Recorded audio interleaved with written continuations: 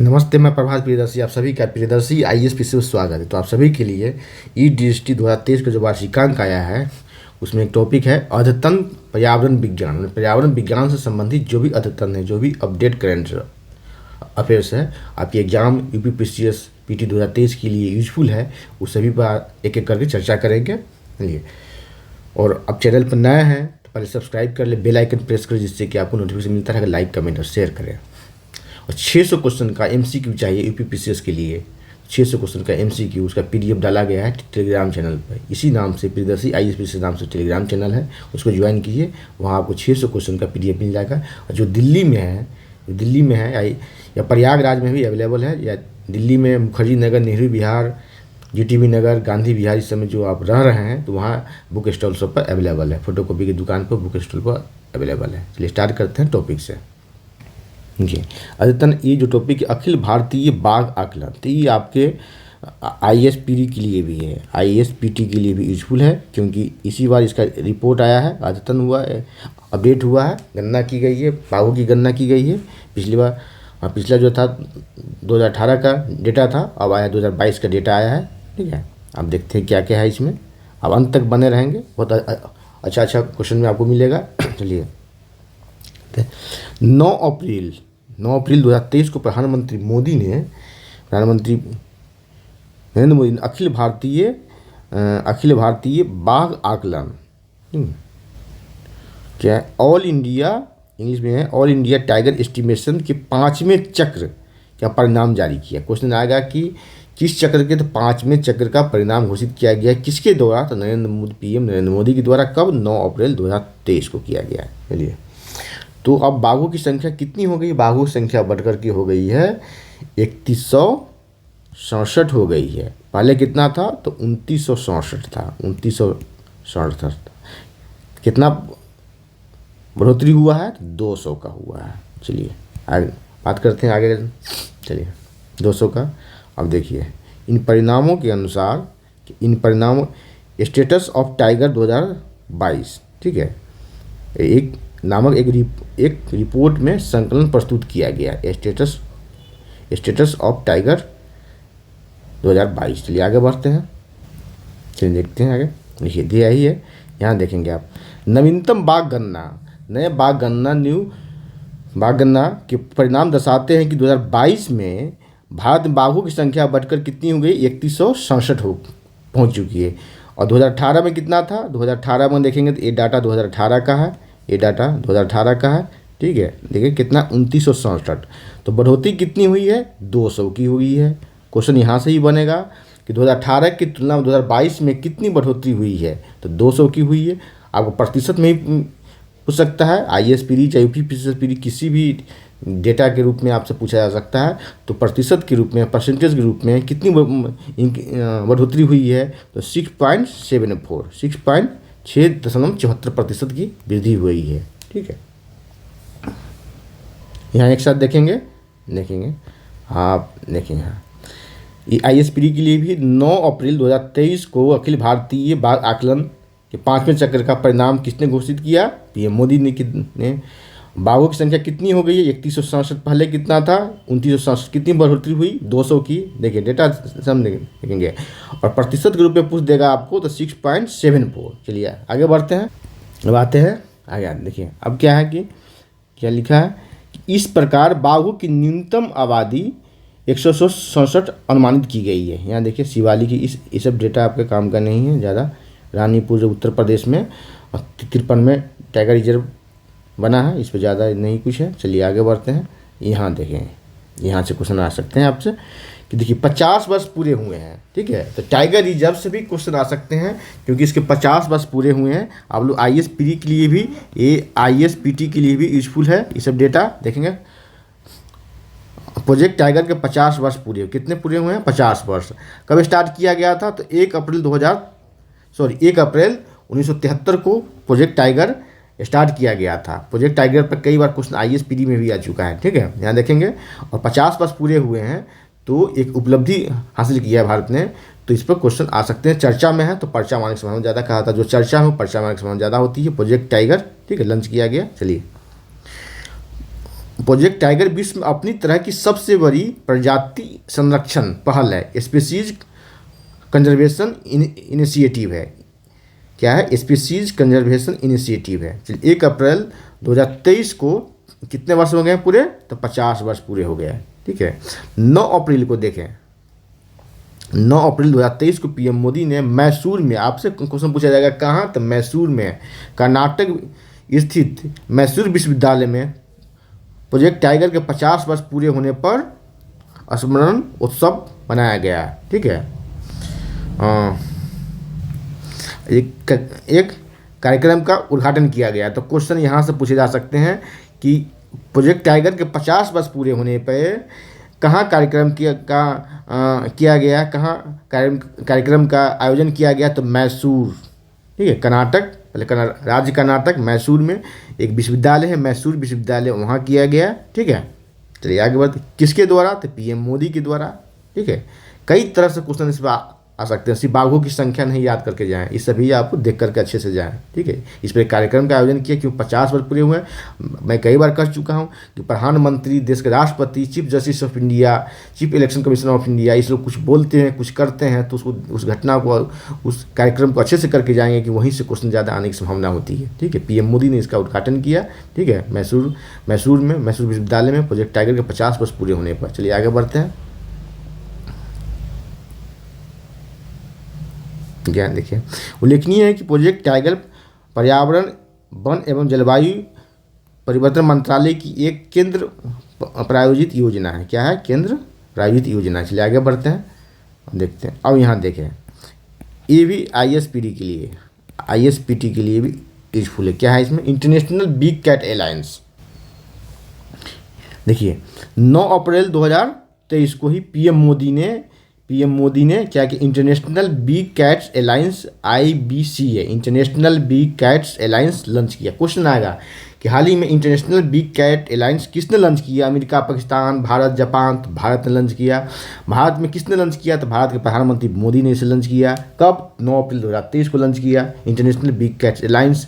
यह अलायंस विश्व की 7 प्रमुख कैट्स यथा बाघ, देखिए बाघ, टाइगर, शेर, लायन, तेंदुआ, लियोपार्ड, हिम तेंदुआ, और प्यूमा, जगुआर और चीता को संरक्षित करने के लिए ये स्टार्ट किया गया है। ठीक है। क्वेश्चन आपसे पूछा जा सकता है कि इंटरनेशनल बिग कैट अलायंस, क्योंकि इसकी घोषणा, इसको लॉन्च करने वाले भारत के प्रधानमंत्री है।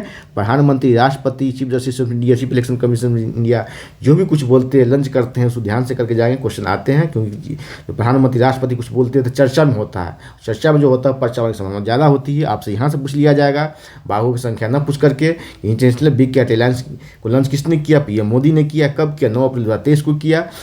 इसमें क्या विशेषता, क्या इसमें है? तो 7 प्रमुख बिग कैट्स यथा बाघ, शेर, तेंदुआ, हिम तेंदुआ, प्यूमा, जगुआर और चीता के संरक्षण और सुरक्षा पर केंद्रित रहेगा। ठीक है। यही उसका उद्देश्य है। चलिए, इस अलायंस के सदस्यों में इन प्रजातियों को शरण देने वाले देश शामिल होंगे। शरण देने वाले देश और भी देशों को शामिल किया जाएगा, जोड़ा जाएगा इसमें इंटरनेशनल बिग कैट अलायंस में। नाम है इंटरनेशनल बिग कैट अलायंस। इसका उद्देश्य पूछ लीजिएगा।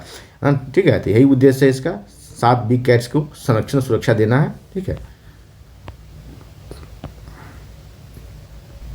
टॉपिक है इंडियन एनर्जी एक्सचेंज, भारत का पहला कार्बन तटस्थ पावर एक्सचेंज बना। ठीक है। क्वेश्चन आएगा कि भारत का पहला कार्बन कौन बना? तो इंडियन एनर्जी एक्सचेंज बना है। ठीक है। इंडियन एनर्जी एक्सचेंज पे ज़्यादा नहीं पूछा जाएगा आपसे।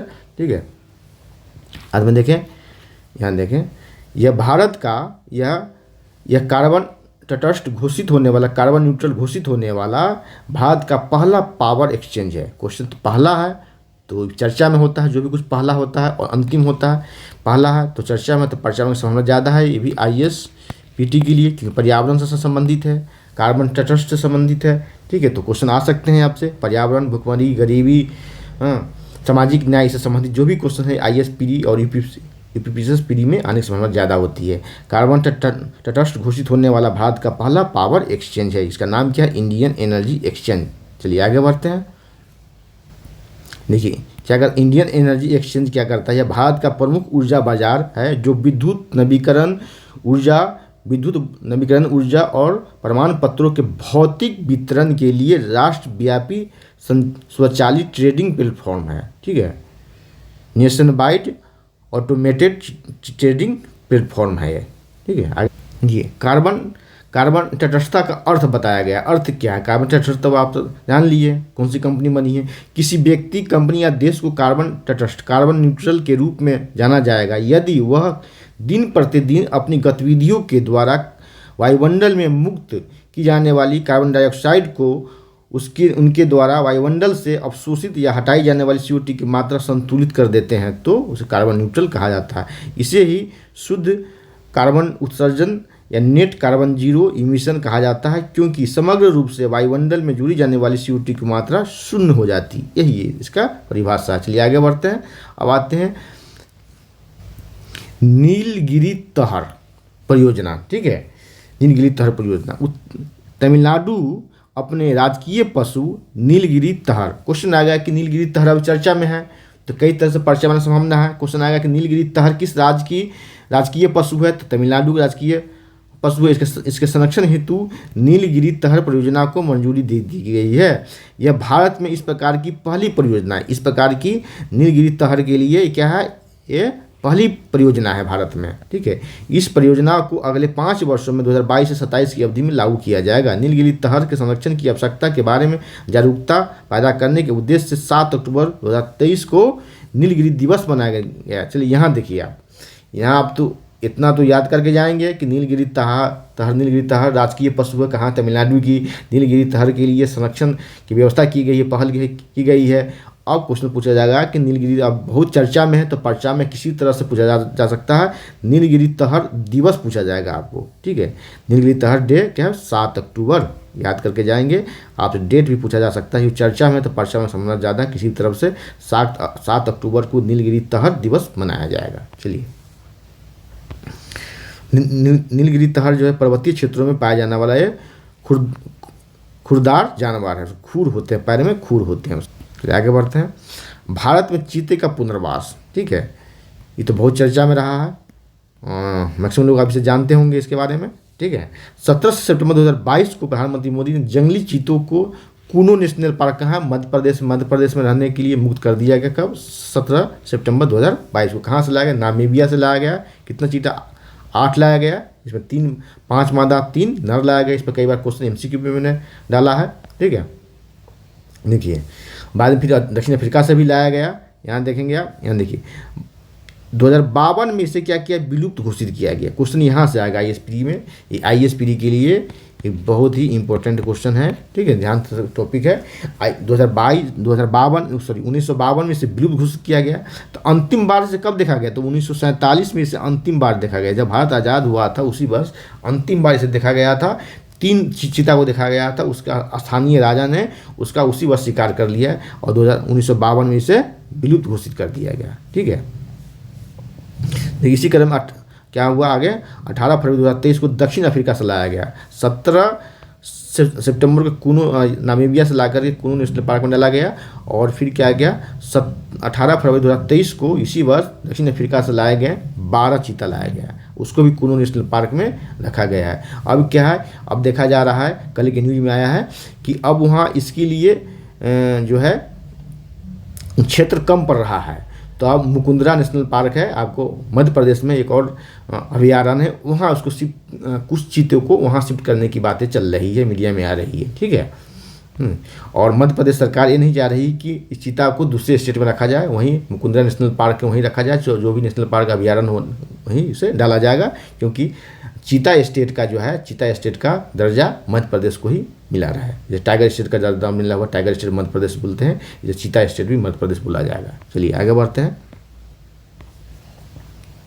देखिए आपसे बेसिक वैज्ञानिक नाम पूछा जा सकता है। चीता का वैज्ञानिक नाम क्या है, तो इसिनोनिक्स जुबेटस इसका वैज्ञानिक है। विश्व में सबसे तेज दौड़ने वाला स्थलीय क्या है, स्थलधारी जानवर। विश्व में सबसे तेज दौड़ने वाला स्थलीय स्तनधारी है। ठीक है, फास्टेस्ट लैंड एनिमल। ठीक है, IUCN के विश्व में वयस्क चीतों की कुल ज्ञात संख्या कितनी है, 6570 अनुमानित है। ठीक है, दक्षिण अफ्रीका महादेश में चीतों की आबादी मुख्यतः नामीबिया, दक्षिण अफ्रीका और बोत्सवाना में पाई जाती है।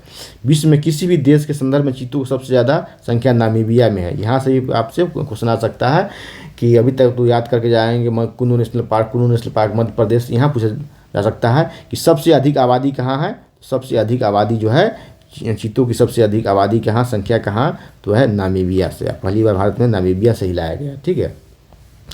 द चीता कैपिटल ऑफ द वर्ल्ड, ठीक है, के उपनाम से भी जाना जाता है इसे। किसे? द चीता कैपिटल ऑफ द वर्ल्ड के नाम से किसे जाना जाता है, तो नामीबिया को जाना जाता है। किसे? नामीबिया। क्वेश्चन आएगा द चीता कैपिटल ऑफ द वर्ल्ड किससे जाना जाता है, तो नामीबिया को जाना जाता है। टाइगर स्टेट के रूप में मध्य प्रदेश को जाना जाता है। इसी तरह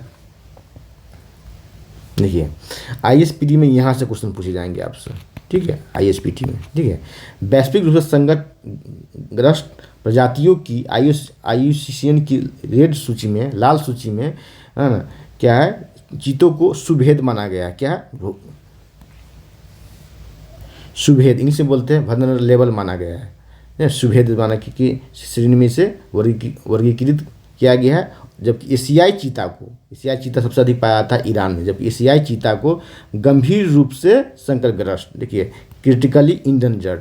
अब दोनों अच्छे से करके जाएं, दोनों में यही आपको कन्फ्यूजन आपको पैदा कर देगा एग्जामिनेशन हॉल में क्वेश्चन पूछ करके कि किस चीता को।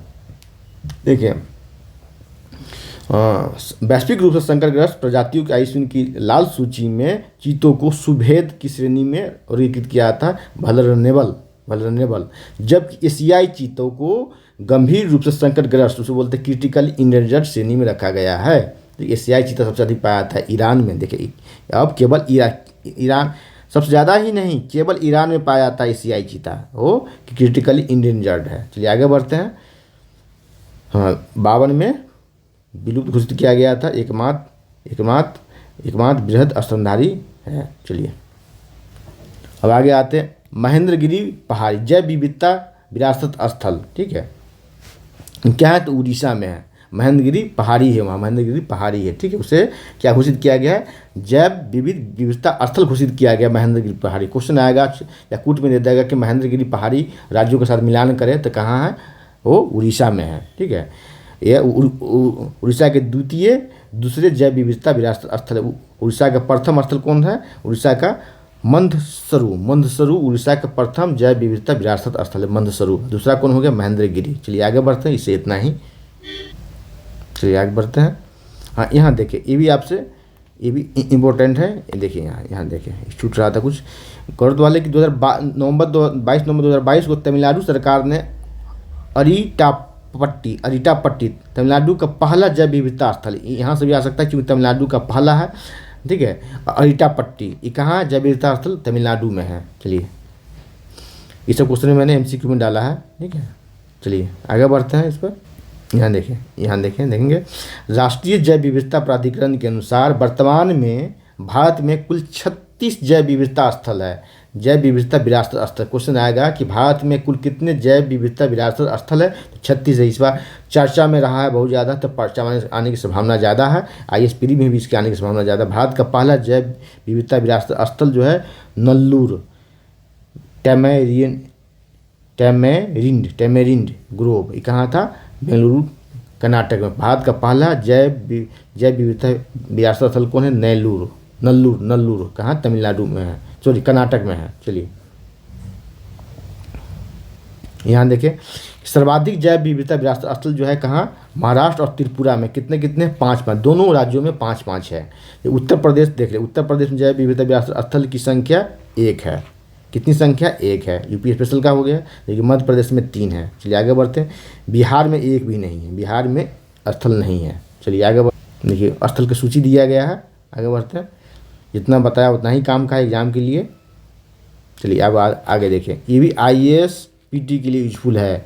ISPT के लिए ध्यान से देखेंगे। इसे ब्लू फ्लैग प्रमाण पत्र दिया गया है। किसे, समुद्री तट को दिया गया, समुद्री बीच को दिया। किसे दिया आता है, क्यों दिया आता है, इससे भी पूछा जाएगा ISPT में आपसे या UPPCS में ऑप्शन दे करके।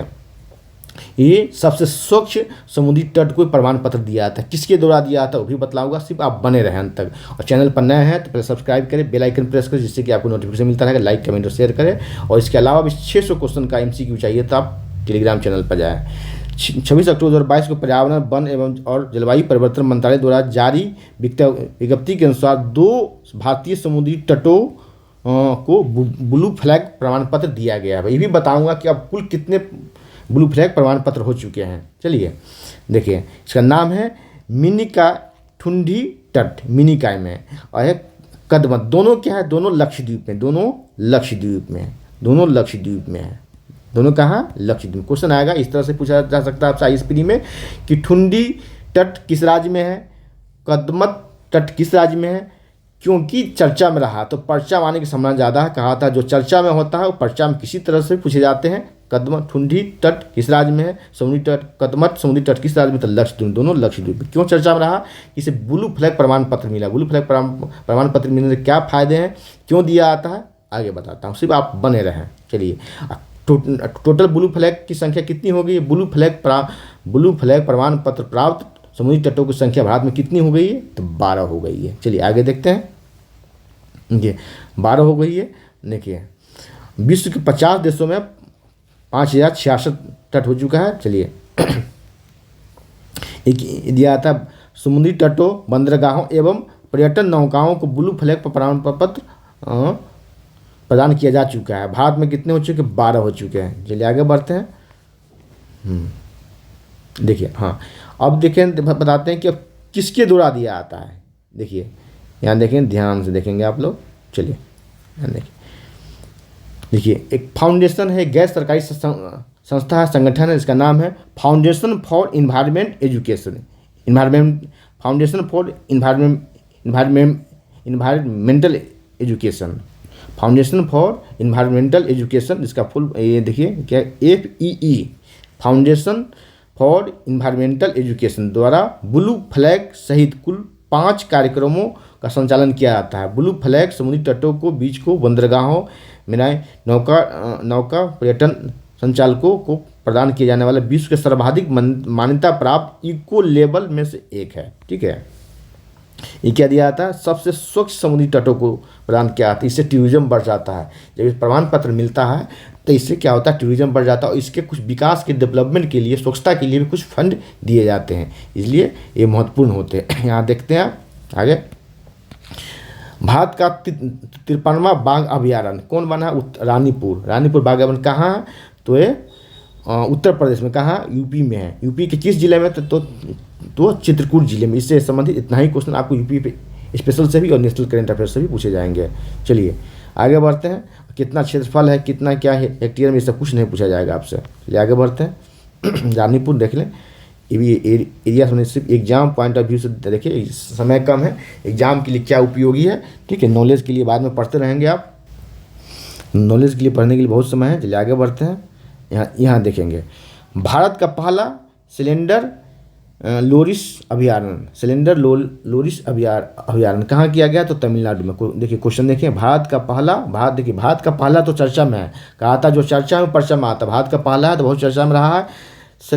सिलेंडर लोरिस अभयारण्य कहाँ बनाया गया है? तमिलनाडु में बनाया गया। भारत के पहले, भारत याद करके अच्छे से करके जाएंगे, भारत का पहला चर्चा में तो पर्चा आने की संभावना बहुत ज़्यादा है इसका। ठीक है, ये क्या है? संकटापन्न श्रेणी में है, नियर थ्रेटेंड श्रेणी में है। ठीक है, ये क्या है?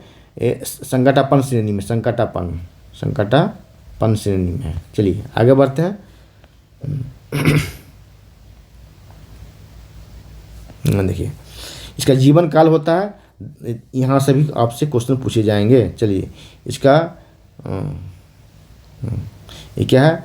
ये मुख्यतः दक्षिण भारत, श्रीलंका के उष्णकटिबंधीय पर्वतीय वनों में पाए जाते हैं। दक्षिण तो तमिलनाडु जो है दक्षिण भारत का हिस्सा है, दक्षिण भारत में ही आता है। ठीक है, यह लगभग 25 सेंटीमीटर लंबे जानवर का वजन कितना होता है? 250 ग्राम तक होता है। ठीक है, इसका जीवन काल 12 से 15 वर्ष होता है। ये भी पूछे जा सकते हैं। इसकी 2 प्रजातियाँ, 2 स्पीसीज है, रेड सिलेंडर लोरिस और ग्रे सिलेंडर लोरिस के 2 प्रजातियाँ हैं। ठीक है, IUCN की रेड सूची में क्या है ये?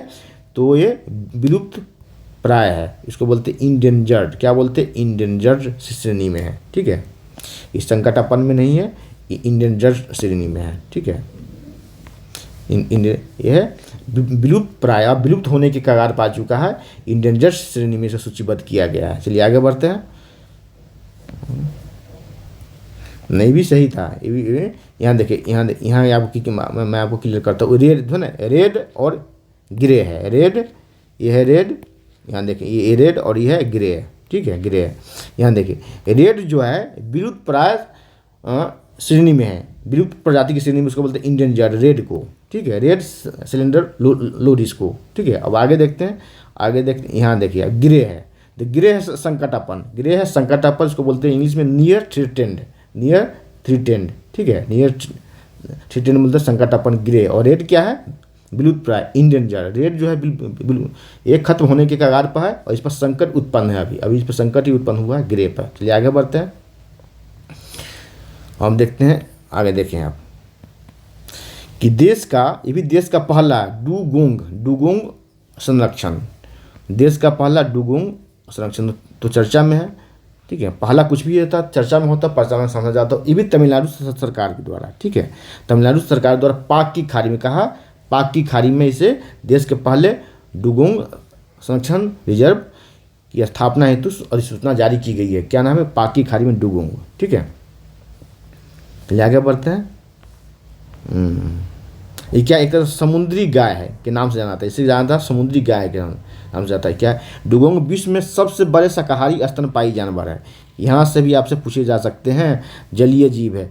डुगोंग विश्व में सबसे बड़े शाकाहारी स्तनपायी जलीय जीव है। IAS प्री में आपको यहाँ से भी पूछे जा सकते हैं कई तरह से, आपको ऑप्शन दे करके। और समुद्री गाय के नाम से भी जाना जाता है डुगोंग को, ठीक है। ये भारत के मन्नार की खाड़ी, पाक की खाड़ी, कच्छ की खाड़ी, अंडमान निकोबार, तीनों खाड़ी में और अंडमान निकोबार द्वीप में पाए जाते हैं। क्वेश्चन यहाँ से भी पूछा जा सकता है कि कहाँ कहाँ पाए जाते हैं, मन्नार की खाड़ी, पाक की खाड़ी, कच्छ की खाड़ी, अंडमान निकोबार, हाँ सभी जगह पाए जाते हैं। चलिए भारत का पहला, हम देखते हैं, भारत का पहला हिमस्खलन निगरानी रडार स्थापित किया गया है। कहाँ स्थापित किया गया, सिक्किम में। लेकिन आपको पहले ऑप्शन में दिया जाएगा उत्तराखंड, क्या दिया जाएगा, उत्तराखंड दिया जाएगा। ऐसा क्यों, देखिए भारत का पहला हिमस्खलन निगरानी रडार स्थापित किया गया सिक्किम में, लेकिन जब आपसे इस पर क्वेश्चन पूछा जाएगा तो आपका ऑप्शन ए में ही दिया जाएगा उत्तराखंड, क्योंकि उत्तराखंड में एक जगह है जोशीमठ, क्या, जोशीमठ, जहाँ भूस्खलन के द्वारा लोग वहाँ से पलायन कर रहे हैं, इसे डर करके। दरारें फट रही है रोड, सड़कें पर, मकान में टूट रहा है, गिर रहा है, ठीक है, चटक रहा है। तो सबसे ज़्यादा चर्चा में रहा है भूस्खलन की वजह से, कौन चर्चा में है, जोशीमठ, ठीक है, जोशीमठ। तो आपसे जोशीमठ, तो ये ऑप्शन में यही दिया जाएगा आपको, उत्तराखंड ही दिया जाएगा कि भारत का पहला हिमस्खलन निगरानी रडार कहाँ स्थापित किया गया है। तो ऑप्शन राइट आंसर होगा सिक्किम में स्थापित किया गया है। चलिए आगे बढ़ते हैं, इससे संबंधित इतना ही। चलिए अब देखते हैं दूसरे क्वेश्चन पर, तराई हाथी अभयारण्य, तराई हाथी अभयारण्य, ठीक है, ये कहाँ स्थापित किया, उत्तर प्रदेश में स्थापित किया गया, उत्तर प्रदेश में। यूपी स्पेशल का भी करंट अफेयर्स हो गया, उत्तर प्रदेश में। और क्या है, देश का 33वां हाथी अभयारण्य। देखिए देश का 53वां जो है, देखिए क्या संयोग है, देश का 53वां टाइगर रिजर्व भी कहाँ, तो उत्तर प्रदेश के रानीपुर में, ठीक है, रानीपुर में। अब देखिए, और भारत का 33वां हाथी अभयारण्य, ये भारत में 53वां और 33, इस तरह से एक ना। और क्या है, उत्तर प्रदेश का दूसरा हाथी अभयारण्य है, उत्तर प्रदेश का दूसरा हाथी अभयारण्य। सबसे अधिक हाथी कहाँ पाया जाता है, कर्नाटक में, सबसे ज़्यादा हाथी की संख्या कर्नाटक में। और हाथी के संरक्षण हेतु इस पर प्रोजेक्ट कब लाया गया, तो 1992 में इस पर लाया गया पड़ा, ठीक है। टाइगर प्रोजेक्ट है, उससे एलिफेंट प्रोजेक्ट लाया गया, 1992 में लाया गया। चलिए आगे बढ़ते हैं, देखते हैं इस पर। चलिए क्या है कि एलिफेंट हाथी, एलिफेंट प्रोजेक्ट एलिफेंट की शुरुआत कब की गई, 1992 में की गई।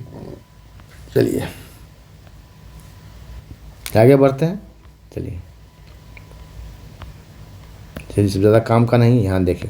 चलिए अब 3 हिमालयी पौधे IUCN की रेड सूची में शामिल किया गया। 3 हिमालयी पौधे कौन कौन है उसे देख लिया आप लोग, ठीक है। ये पौधे हैं, 3 पौधे हैं, पादप प्रजातियां हैं। इसका नाम है मिजोट्रोपिस लेपिटा, मिजोट्रोपिस लेपिटा। दूसरा है फ्रिटिलोरिया सिरहोसा। तीसरा है डेक्टाइलोरिया हतागिरिया। इसे तीनों का नाम आप जैसे भी हो याद कर ले, देख ले कि याद रहे एग्जामिनेशन हॉल तक, ठीक है। नाम कुछ अटपटा है, याद करने में दिक्कत होगी, लेकिन देख लें, ठीक है। इससे संबंधित इतना ही क्वेश्चन आएगा, कौन सी 3 पादप प्रजातियाँ हैं। चलिए आगे बढ़ते हैं। आई क्या है, गंभीर रूप से संकटाग्रस्त है, क्या है, क्रिटिकली इंडेंजर्ड। क्वेश्चन आएगा कि क्रिटिकली इंडेंजर्ड है, क्या है, संकटापन है। यह उत्तराखंड की स्थानिक पौधे, कहाँ, उत्तराखंड यूके की। क्वेश्चन यहाँ से भी आएगा कि कहाँ, तो उत्तराखंड में। क्या है, तो क्रिटिकली इंडेंजर्ड है, गंभीर रूप से संकटग्रस्त है, ठीक है। आगे बढ़ते हैं, हम देखते हैं। यहाँ देखिए, ये क्वेश्चन आपको ISPT के लिए भी है, बहुत इंपॉर्टेंट है ISPT के लिए, ठीक है, ISPT के लिए। ठीक, क्या है, देखिए, भारत के 75 रामसर स्थल, ठीक है। क्वेश्चन आएगा कि भारत में अभी कुल कितने रामसर स्थल की संख्या हो चुकी है, 75, 75। सबसे अधिक रामसर स्थल कहाँ है, तो तमिलनाडु में, कितने, 14। उसके बाद दूसरे स्थान पर यूपी में, तो 10 दूसरे स्थान पर 10 से इससे संबंधित यही क्वेश्चन आएगा, आपसे ज़्यादा नहीं पूछा जाएगा। सबसे अधिक तमिलनाडु में है, तमिलनाडु कितने हैं तमिलनाडु में, तो 14 है, सर्वाधिक है। उत्तर प्रदेश, यूपी स्पेशल का भी क्वेश्चन, यूपी में कितने हैं, तो यूपी में 10 है, और दूसरे स्थान पर यूपी है, सेकेंड स्थान पर यूपी है। भारत के, देखिए क्या समझो, भारत के 75 में स्वतंत्रता, भारत की स्वतंत्रता के 75वें वर्ष में प्रवेश करने पर इसकी संख्या बढ़ के हो गई 75 हो गई। 2022 में 28 बढ़ाया गया है, 2022 में 28 ऐड किया गया है, ठीक। क्वेश्चन ये भी आ सकता है, पूछ सकता है आपको फंसाने के लिए, 2022 में रामसर स्थलों की संख्या कितनी वृद्धि हुई है, तो 28 वृद्धि हुई है। चलिए आगे बढ़ते हैं। देखिए 1971 में क्या हुआ था, 1971 में ईरान के रामसर शहर पर इससे संबंधित एक बैठक हुई थी, इसीलिए रामसर स्थल कहा था। और 2 फरवरी को वेटलैंड दिवस मनाया जाता है, 2 फरवरी को वेटलैंड, वर्ल्ड वेटलैंड दिवस, विश्व आर्द्रभूमि दिवस मनाया जाता है। चलिए आगे बढ़ते हैं।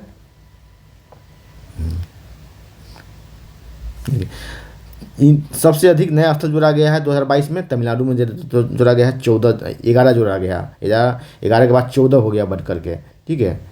नया नहीं, यहाँ देखेंगे, यहाँ देखिए क्या, इन नए 11 स्थलों में से 4 तमिलनाडु में, 3 उड़ीसा में, जम्मू कश्मीर में 2, मध्य प्रदेश में भी एक जोड़ा गया है। लेकिन कि भारत में रामसर स्थलों की संख्या तमिलनाडु में कितनी सर्वाधिक है, 14, मैं पहले ही बता चुका हूँ। आगे बढ़ते हैं, ठीक है।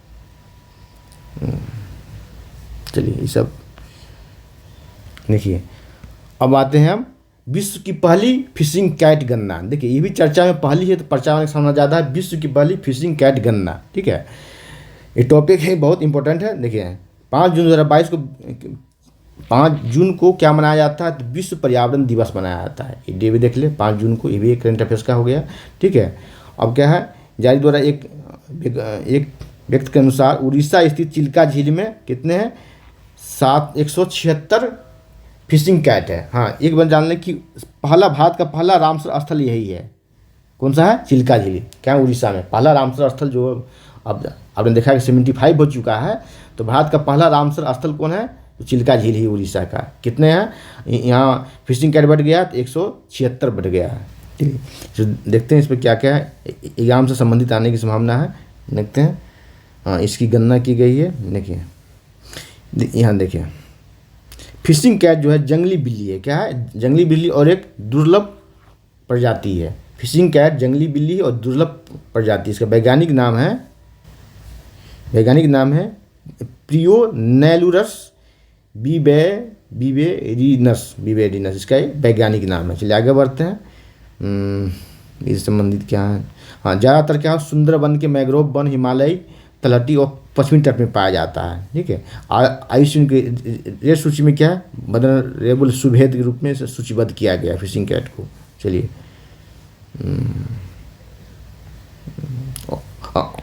अनुसूची 1 में शामिल किया गया, भारतीय वन संरक्षण अधिनियम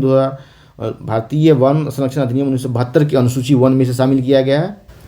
और एक इम्पोर्टेंट यहाँ देखिएगा, एग्जाम उपयोगी, 2012 में क्या है, फिशिंग कैट को पश्चिम बंगाल सरकार ने राजकीय पशु घोषित किया है, क्योंकि आपने यहाँ देखा है कि सबसे अधिक पाया जाता है कहाँ, सुंदरबन में। सुंदरबन कहाँ है, ये पश्चिम बंगाल का ही सबसे बड़ा बहुत बड़ा हिस्सा उसमें आता है। सुंदरबन का बहुत बड़ा हिस्सा पश्चिम बंगाल में आता है। ठीक है, ठीक है।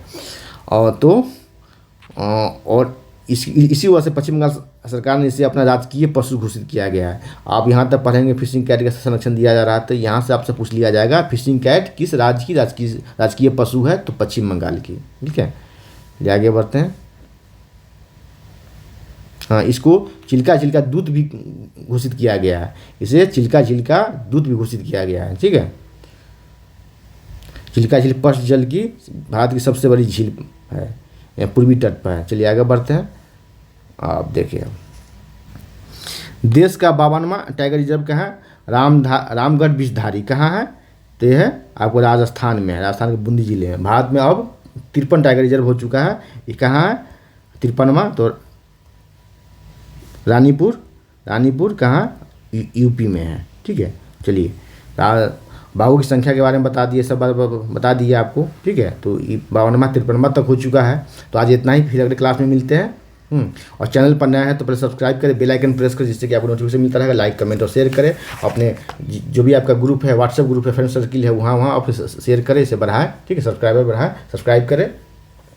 और 600 क्वेश्चन का MCQ चाहिए UPPCS के लिए, तो आप टेलीग्राम चैनल पर जाएँ, वहाँ 600 क्वेश्चन का MCQ है, वहाँ से आप लेकर डाउनलोड करके प्रिंट आउट निकाल के पढ़ सकते हैं। और दिल्ली में है नेहरू विहार, मुखर्जी नगर, गांधी विहार, GTB नगर, तो वहाँ आपको बुक स्टॉल पर, फोटोकॉपी दुकानें पे वहाँ अवेलेबल है, वहाँ से ले सकते हैं। प्रयागराज में भी अवेलेबल है, वहाँ भी बिक रहा है, वहाँ से भी आप ले सकते हैं अगर प्रयागराज में रह रहे हैं तो। चलिए, धन्यवाद, जय हिंद।